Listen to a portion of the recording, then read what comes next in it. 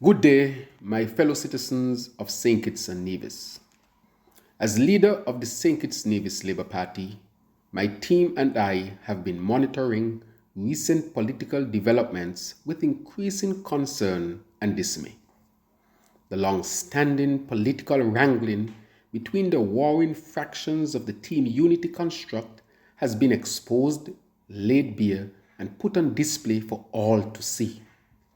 The present tensions in the political sphere has spilled over into the public square and has led to heightened anxiety, anger, and uncertainty that have brought our great federation to a tipping point that, if not arrested soon, will completely destabilize our country. Political instability leads to economic instability, a scenario that cannot be countenanced as already our small island nation is reeling from the impact of a global pandemic and the fallout of war in Europe and trade and supply chain disruptions. Our people are frustrated, confused, and on edge. It is clear from the communications that have been made by the PAM, CCM, and PLP that they are at an impasse with no clear expression of a decision to dissolve or resolve.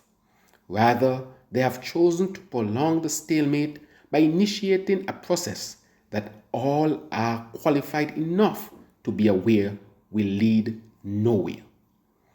The Honorable Sean Richards and the Honorable Mark Brantley have spoken of a letter that has been given to the Governor General, but have made no public statement on a decision of any disaffected member of the cabinet to resign. The letter claims that 6 elected members of PAM and CCM, the Honorable Ministers Sean Richards, Lindsey Grant, John L. Powell, Mark Brantley, Eric Evelyn, and Alexis Jeffers, no longer support nor do they have confidence in Dr. Timothy Harris as Prime Minister of St. Kitts and Nevis. The members are supporting the Honorable Sean K. Richards as Prime Minister of our beloved Federation. However, in what appears to be a letter in response from His Excellency Tapley Seaton, the Governor General has indicated that he has taken the matter under legal advisement. It is curious that such a consultation is considered necessary, since the Governor General is not only a lawyer by profession, but is one of the framers of the very Constitution of St. Christopher and Nevis. This is particularly perplexing to us in the Labour Party and to reasonable observers across the nation, the wider Caribbean, and the world. The process governing how the Prime Minister is appointed and when and under what circumstances he or she can be removed are clearly outlined in subsection 52 of the Constitution. These actions are solely within the special and reserved powers of the Governor General, who is the head of state. The mere suggestion that the process of the removal of the Prime Minister can be triggered simply by a letter from the majority of elected members stating that they do not or no longer support the Prime Minister is spurious at best and at worst utterly mischievous and intentionally misleading.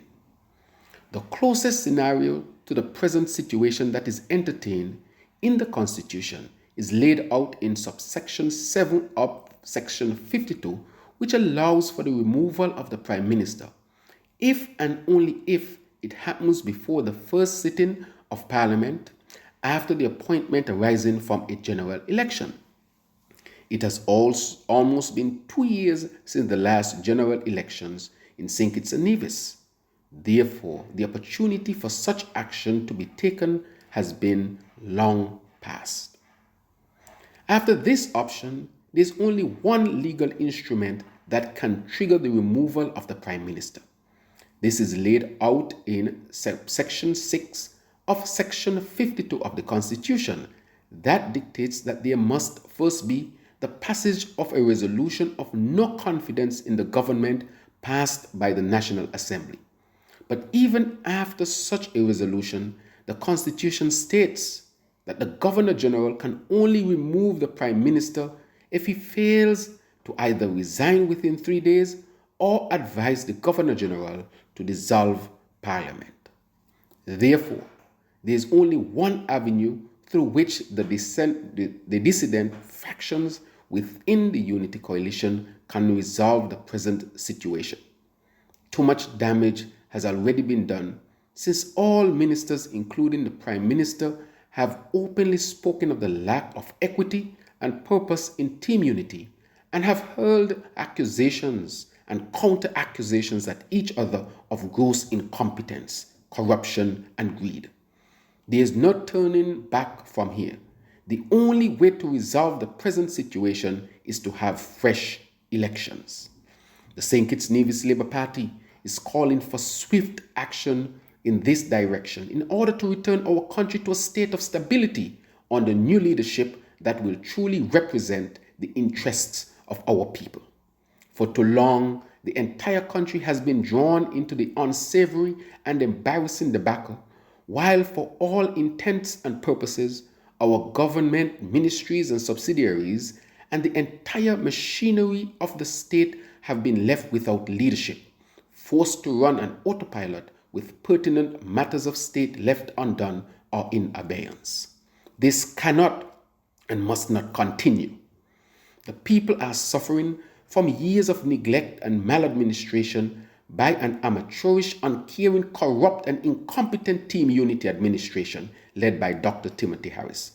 These are not the words of the St. Kitts Nevis Labour Party, but the words of the members of the coalition. Enough is enough. It is time for the question on who is best fit to lead our great federation be settled by taking it back to the people. The St. Kitts Nevis Labour Party stands ready to serve, ready to rebuild, ready to deliver real representation that the people deserve. We offer on a united, stable government that will bring good governance back to our federation by upholding the highest standards of transparency, integrity, accountability, innovativeness, and openness. We have the team, the vision, and plans to take our country to the next level and to open new opportunities for every man, woman, and child to pursue their dreams and aspirations and to achieve a higher standard of living, quality of life, and well-being. Hope springs eternal with the St. Kitts Nevis Labour Party. We are the best and only option for our people.